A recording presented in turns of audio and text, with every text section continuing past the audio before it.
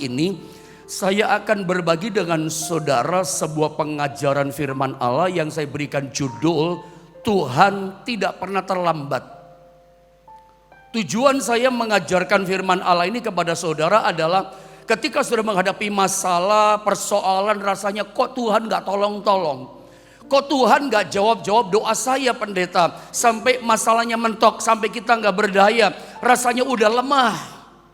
Percayalah begini, menurut pikiran kita terlambat, percuma, gak butuh lagi pertolongan. Karena gak bisa ditolong. Tapi percaya pagi ini lewat pengajaran firman Allah ini, bahwa Tuhan kita, Tuhan yang ternyata tidak pernah terlambat menolong kita. Seperti pujian tadi, tak pernah terlambat pertolonganmu Tuhan dalam hidupku.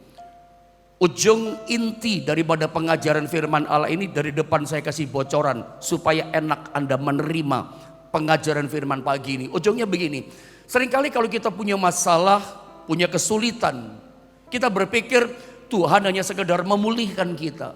Tuhan hanya sekedar memberikan ya supaya kita hidup, ada ngalami pertolongan. Pikiran kita pertolongan Tuhan sekedar pokoknya ditolong, hiduplah kita jalani hidup ini.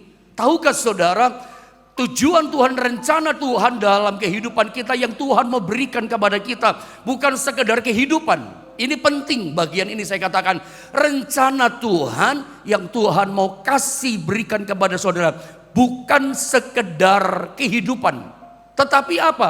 Kebangkitan. Itu tujuan saya menyampaikan firman Allah ini, bukan sekedar hidup tapi bangkit. Sebab kalau kita baca Alkitab dari perjanjian lama sampai perjanjian baru, terutama pada perjanjian baru, Anda lihat yang Tuhan kerjakan, yang Tuhan lakukan menolong kita, bukan sekedar kehidupan tetapi kebangkitan. Saya berharap Anda bisa menangkap pengajaran firman Allah ini, sebab saya yakin ketika saudara bisa menangkap dengan baik, Anda gak pernah kecewa ketika hadapi masalah.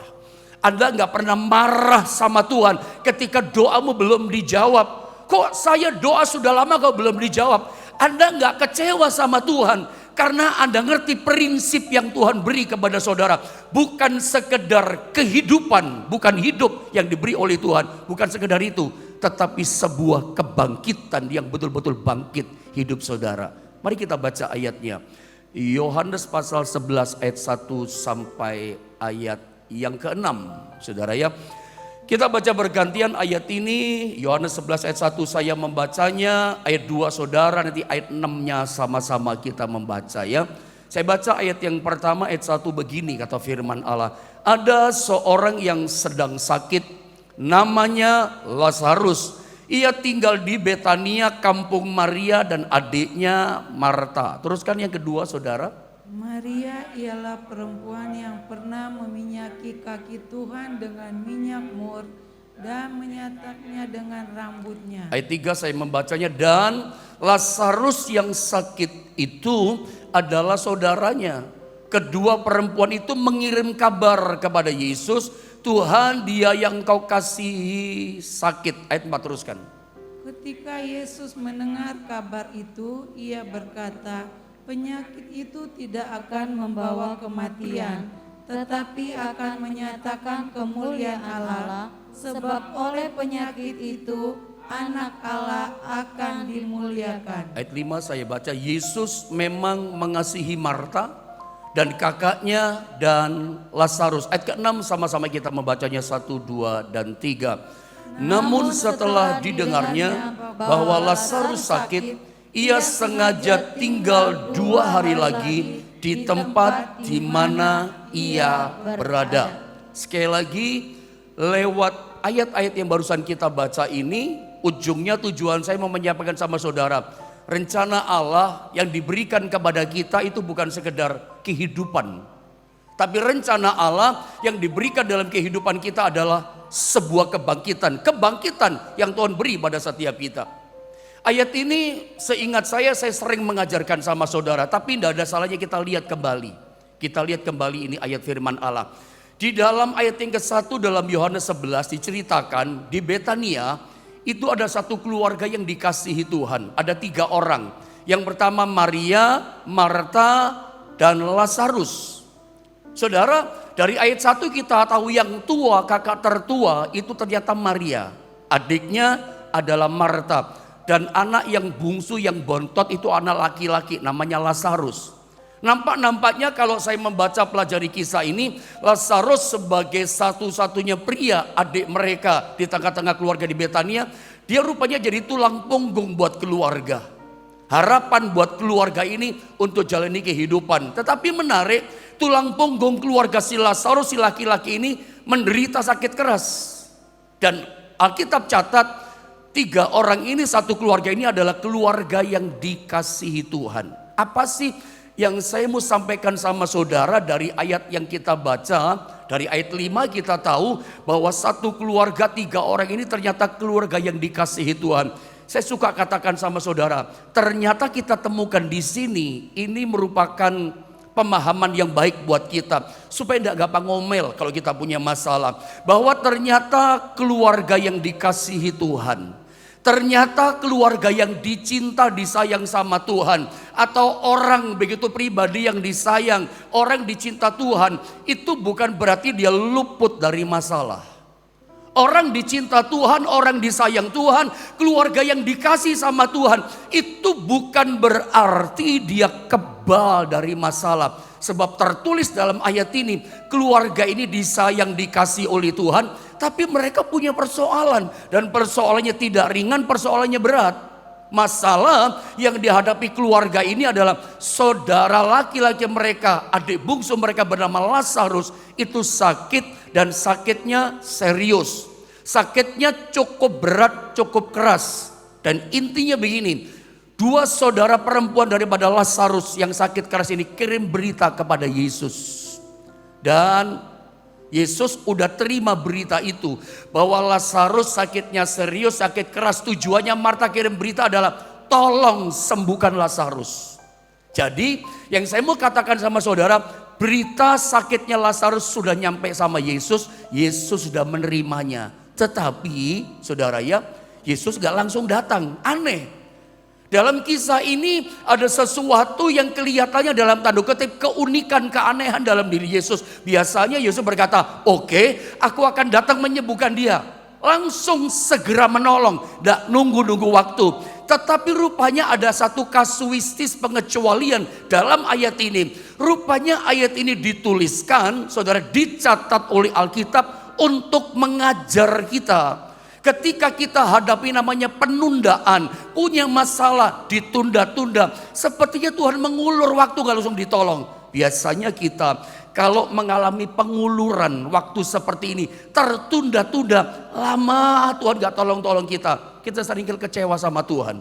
Udah doa pagi kok belum ditolong. Saya udah setia loh pendeta, ibadah kebaktian tiap minggu. Bahkan saya bantu pelayanan loh. Tapi masalah saya kok tetap jadi masalah. Kok gak ada mujizat, kok gak ada berkat, kok saya belum juga dipulihkan. Lalu Anda bandingkan, lihat orang lain. Anda lihat kan teman-teman seiman saudara, kok dia sudah ditolong, dipulihkan, kok saya belum. Lalu kita mulai kecewa. Saya percaya ayat ini dicatat untuk saudara pagi ini yang sedang mengalami seperti penguluran, seperti ditunda-tunda, Tuhan gak langsung menolong saudara. Saya berharap pengajaran firman Allah ini jadi berkat buat saudara. Ada ngerti apa yang Tuhan mau berikan kepada saudara. Dalam ayat ini Yesus sengaja tinggal 2 hari lagi di ayat yang ke-6 tadi, di mana dia berada. Bahkan di ayat 14, karena Yesus mengulur waktu, rupanya sengaja sampai tunggu ini terjadi. Kira-kira begitu saudara maksudnya. Maksudnya Yesus kayak begitu, sampai Lazarus ini mati. Coba kita baca Yohanes 11 ayat 14. Ayat ini menceritakan begitu, gak langsung ditolong, sampai mati loh masalahnya.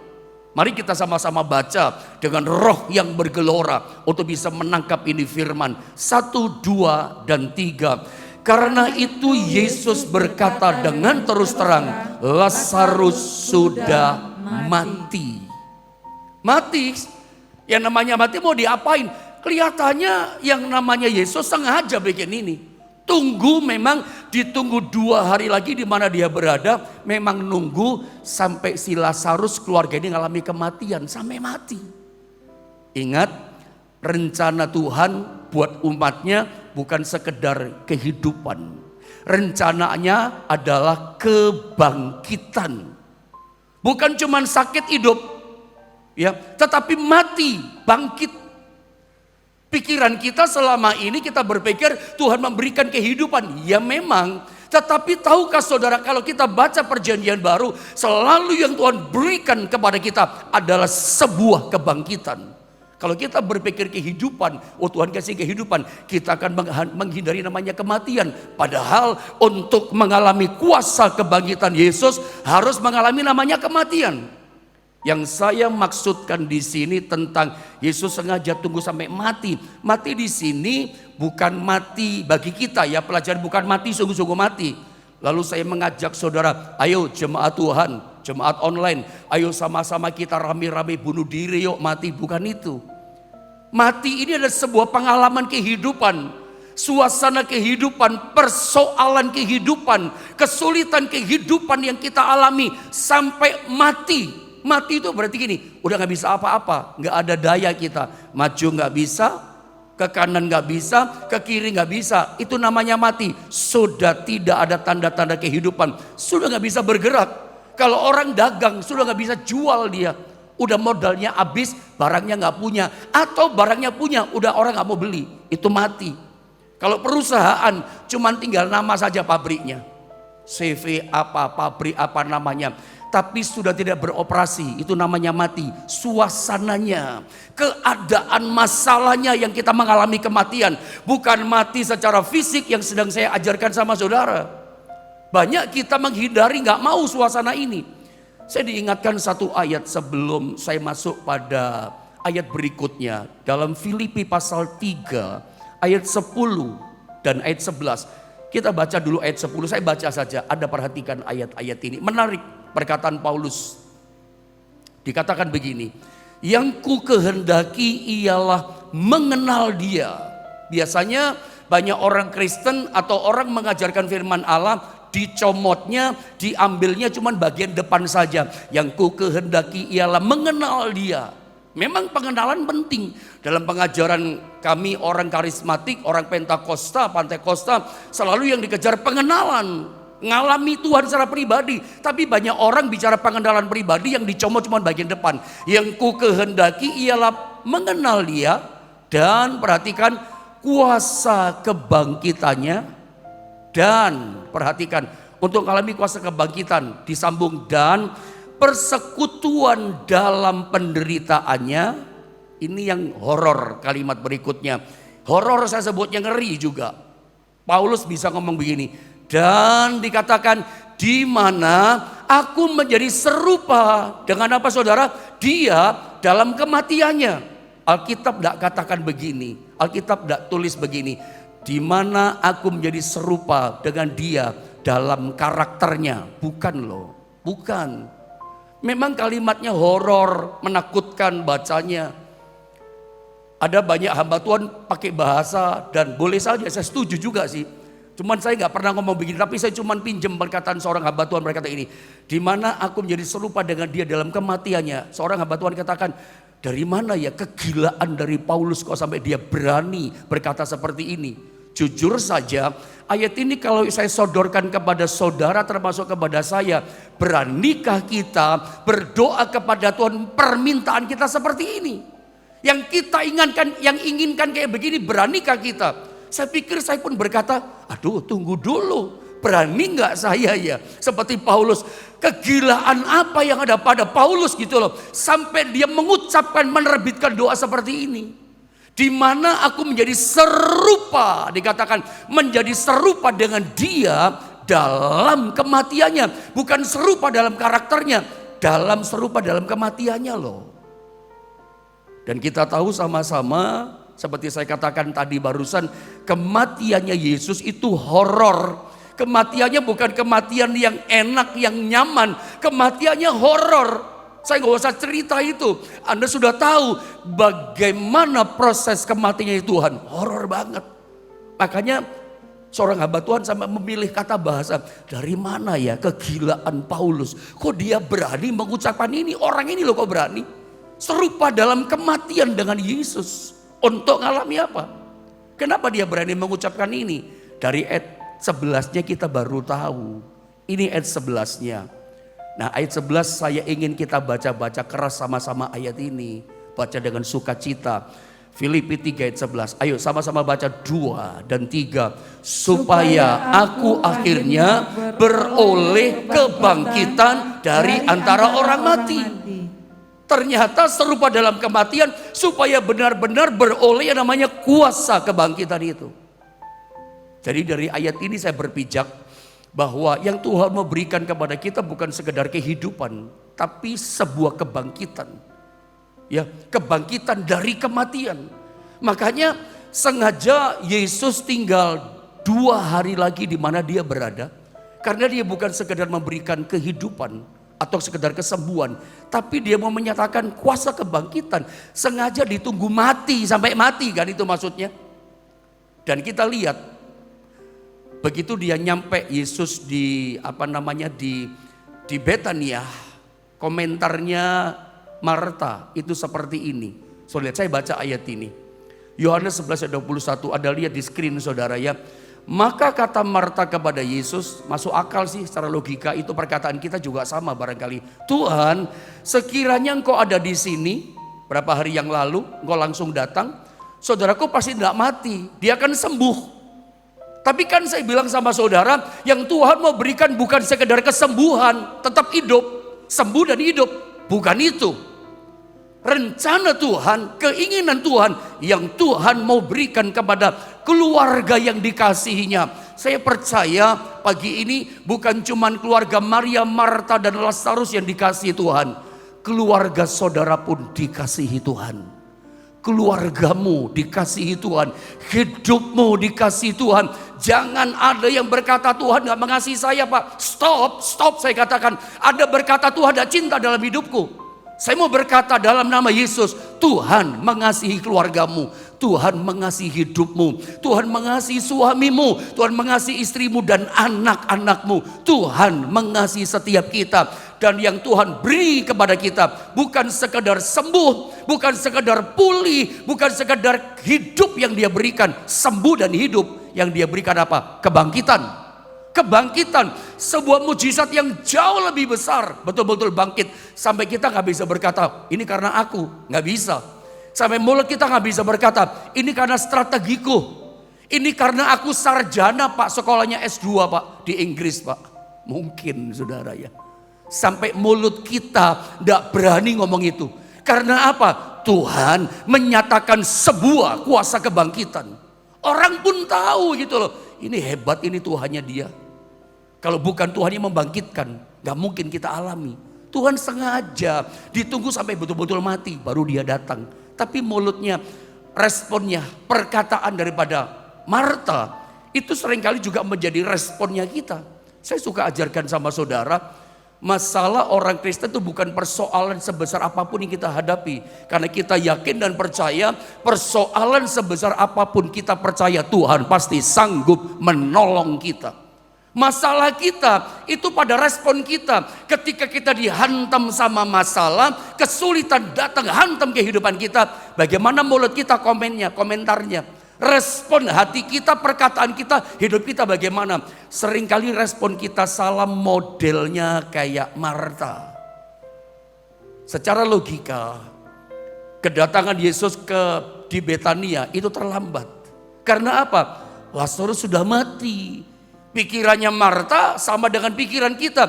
Kalau Lazarus sudah mati, ya berarti nggak perlu lagi kedatangan Yesus. Nggak perlu lagi, Yesus sudah mati kok. Mau diapain?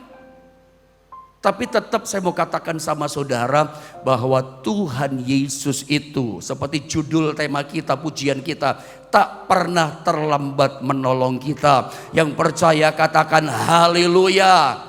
Saudara, Tuhan tidak pernah terlambat menolong saudara. Seberat sebesar apapun masalahmu, Tuhan tidak pernah terlambat. Makanya pesan saya pagi ini, kalau saudara merasa diulur, tertunda-tunda, seperti keluarga yang dikasihi Tuhan, kok belum juga ditolong. Ingat, jangan komen yang salah. Jangan bertindak yang salah untuk membantu Tuhan. Tuhan gak perlu saudara tolong. Dia bisa tolong saudara. Yang penting pagi hari ini saudara harus percaya, yakin bahwa Tuhanku tidak pernah terlambat menolong hidupku. Anda bisa mulai komentar di chatting YouTube yang atau di Facebook yang ada. Katakan, aku percaya Tuhan tidak terlambat menolong hidupku. Tuhan tak pernah terlambat menolong masalahku. Anda mulai chatting. Apalagi sesuai. Kalau hari ini kau punya beban yang berat, imani. Katakan dengan perkataan iman mulai chatting. Dengan masalahku ini Tuhan tak pernah terlambat menolong aku. Dan saya berdoa pertolongan Tuhan, kuasa kebangkitan dinyatakan dalam hidup setiap saudara. Kuasa Tuhan bekerja. Jangan membantu Tuhan. Jangan bertindak yang salah. Jangan komentar yang salah seperti Marta. Coba kau datang beberapa hari yang lalu. Saudaraku gak mati. Gak ngerti pikiran Yesus.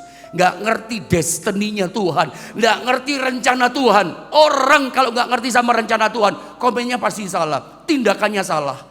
Nanti dia kecewa lama-lama.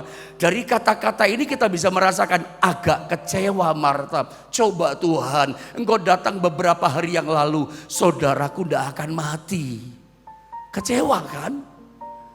Orang gak ngerti rencana Tuhan kecewa. Ingat, kalau saudara belum ditolong pagi ini masalahmu berat Pak, belum ada pertolongan dari Tuhan. Doaku belum dijawab, tunggu dulu. Tuhan mau memberikan sebuah kebangkitan yang luar biasa kepada saudara. Bukan sekadar hidup. Saya kasih contoh, Anda jangan bertindak salah. Ya, respon yang salah seperti Sarah dan Abraham. Saya baca ayatnya ya. Kejadian 16 ayat 1 sampai 3, Sarah itu merasa Tuhan terlambat menepati janjinya untuk memberinya anak, sehingga dia memberikan Hagar kepada Abraham. Saya baca saja ayat ini. Adapun Sarah kemudian diubah namanya, istri Abraham itu tidak beranak. Ia mempunyai seorang hamba perempuan, orang Mesir, Hagar namanya. Berkatalah Sarai kepada Abraham, engkau tahu Tuhan tidak memberi aku melahirkan anak. Karena itu baiklah, hampiri hambaku itu, mungkin oleh dialah, oleh Hagar, aku dapat memperoleh seorang anak. Dan Abraham mendengarkan perkataan Sarai. Perhatikan ayat yang ketiga. Jadi Sarai istri Abram itu mengambil Hagar hambanya orang Mesir itu, yakni ketika Abram telah 10 tahun tinggal di tanah Kanaan, lalu memberikannya kepada Abram suaminya untuk menjadi istrinya. Saudara, di dalam menantikan pertolongan Tuhan, jangan bertindak salah, jangan komentar salah. Anda gak perlu membantu Tuhan. Tuhan tahu kok bagaimana caranya yang tepat pada waktunya yang baik menolong setiap kita. Ingat, percayalah, segala sesuatu itu indah tepat pada waktunya dia tolong kita. Tunggu saja kebangkitan yang dia beri. Jangan model Sarah. Dia datang kepada Abraham, dia pikir Tuhan gak menepati janjinya. Terlambat Tuhan tolong kita. Kayaknya bukan lewat aku, padahal firman Allah berkata lewat Sarah, benih keturunan ilahi, anak perjanjian. Tapi berkata terlambat. Dan setiap tindakan kita yang Tuhan gak suruh, yang kita kerjakan yang Tuhan gak suruh kerjakan, kelancangan kita, yang Tuhan gak firmankan kita lakukan, yang Tuhan suruh kita gak kerjakan. Ini selalu bikin kemerosotan dalam hidup kita. Rencananya Tuhan buat kita yang harusnya 100%, mungkin tinggal 75%. Kurang, gak tuntas, tinggal 50%. Merosot rencana Tuhan. Sebetulnya ada banyak hal yang besar. Gara-gara ini terjadi masalah. Ada banyak, gak ada apa-apa jadi ada apa-apa. Gak ada masalah jadi masalah. Ini masalah yang tertinggal karena kesalahan Abraham dan Sarah. Karena dari Hagar, singkatnya begini, lahirlah Ismail. Nanti dalam kemudian dari istri Sarah ini lahir anak perjanjian. Anak Abraham cuma satu ya, anak perjanjian. Cuman Ishak itu anak perjanjian. Tapi dari Hagar memang ada anak, tapi bukan anak perjanjian, namanya Ismail. Dan dari tindakan yang Tuhan gak suruh ini, coba-coba bantu Tuhan gitu kira-kira. Coba-coba kasih jalan keluar dengan caranya manusia. Saudara, jangan menolong hidupmu dengan caramu cari jalan keluar. Yang terjadi apa? Masalah goncangan terjadi di dunia ini sebetulnya Indonesia, Amerika, Singapura, Cina segala macam cuman figuran kan. Bintang utamanya kan Ismail dan Ishak. Peperangan terjadi dunia seringkali ini kan masalahnya. Dua ini saudara ya. Nanti Indonesia ikut-ikutan kena juga getahnya kita orang Kristen. Ada masalah Ismail dan Ishak. Saya nggak bicara panjang tentang itu. Tapi ini kan yang terjadi saudara ya. Dunia ini cuma ini yang terjadi selalu ini. Nah saya kasih contoh yang kedua saudara ya. Tentang Saul.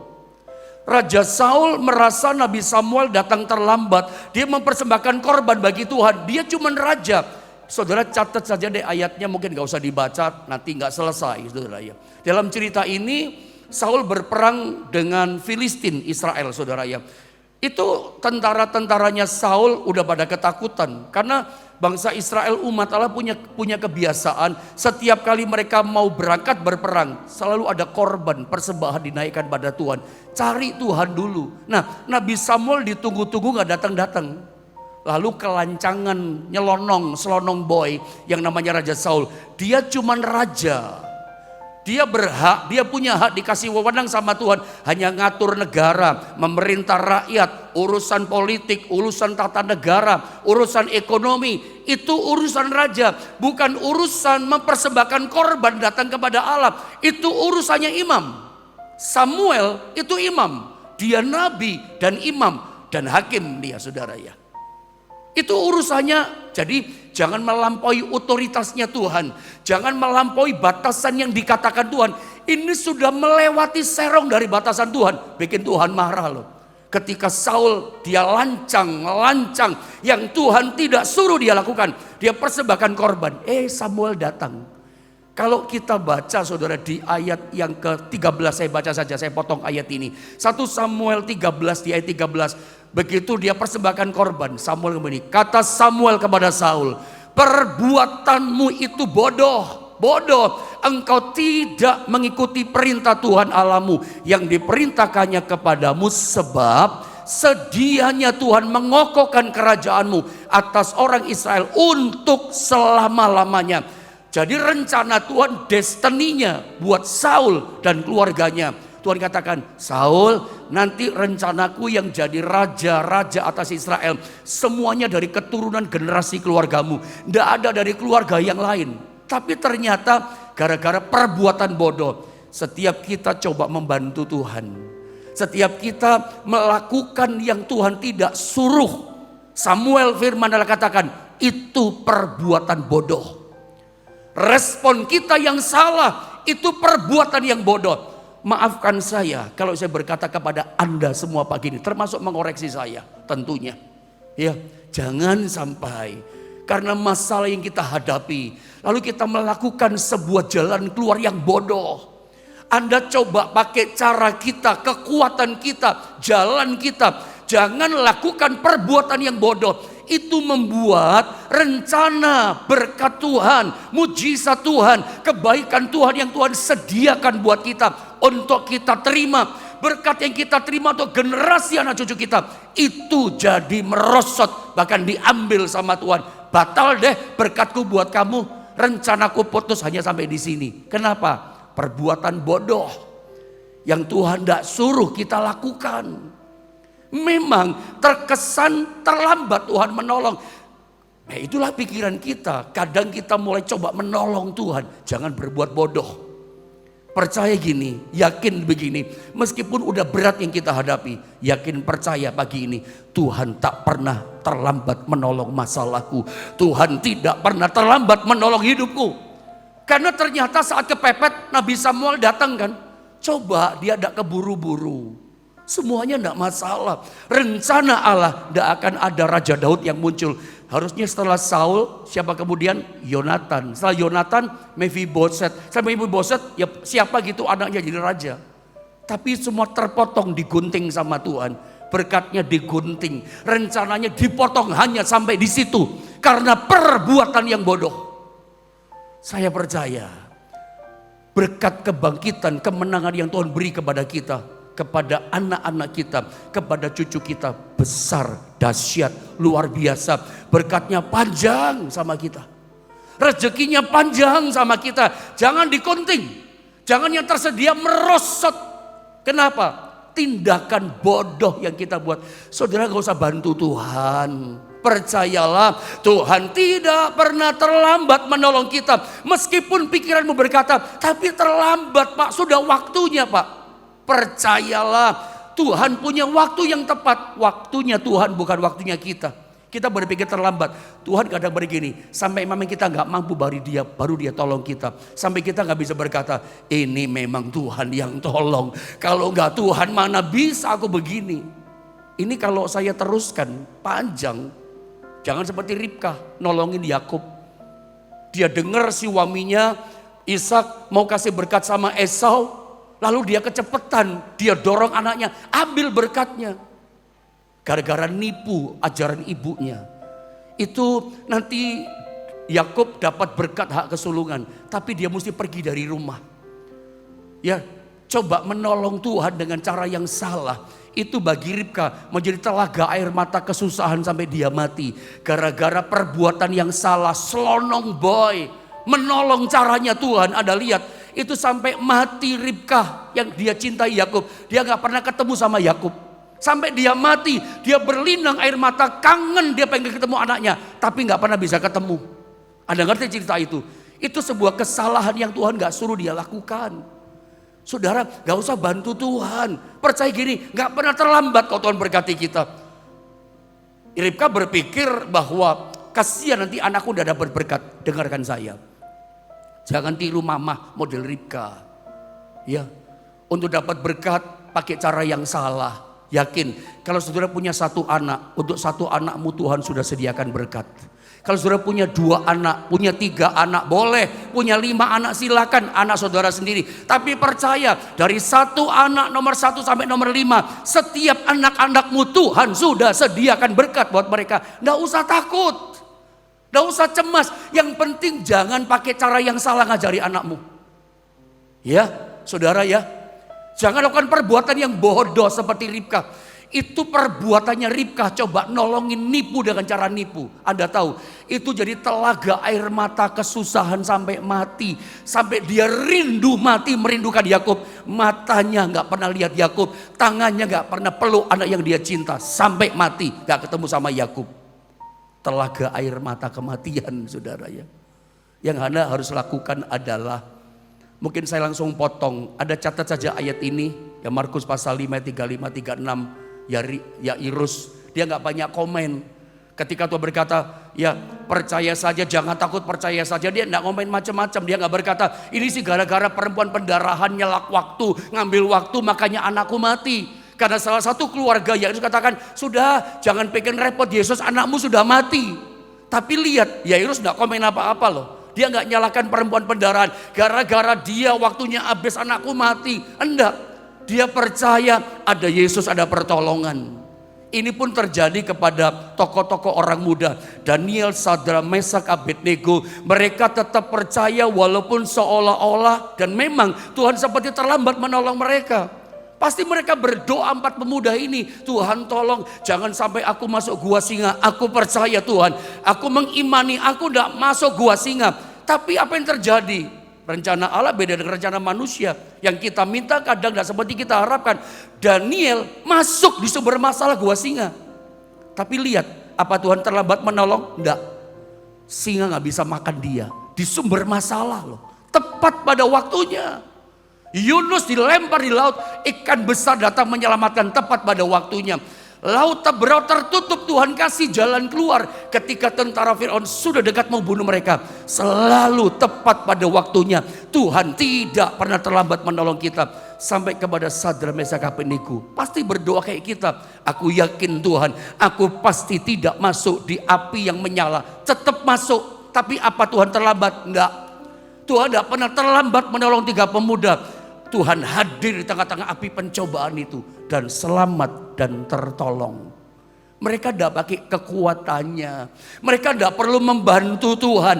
Tindakan saudara tidak boleh salah. Respon mesti benar. Tetap sabar. Karena memang sengaja begitu kita udah gak berdaya. Dalam tanda begini, tanda tulis begini, suasana kematian. Artinya gini, kita udah gak bisa bikin apa-apa. Di situ tepat pada waktunya Tuhan menolong kita. Seperti orang mengandung makin besar, disitulah saat dia akan melahirkan. melahirkan mujizat, melahirkan pertolongan. Saya tidak perpanjang firman Allah, walaupun masih ada beberapa ayat yang saya mau bagikan sama saudara, tapi saya pikir cukup pagi ini. Anda bisa menangkap kebenaran firman. Rencana Tuhan bukan sekedar kehidupan, tapi sebuah kebangkitan. Lazarus yang mati itu mengalami kebangkitan, dan memang hidup tapi lewat kebangkitan. Suasana kematian itu membuat kita mengalami kebangkitan. Saya berdoa pagi ini, kuasa kebangkitan melawat setiap saudara.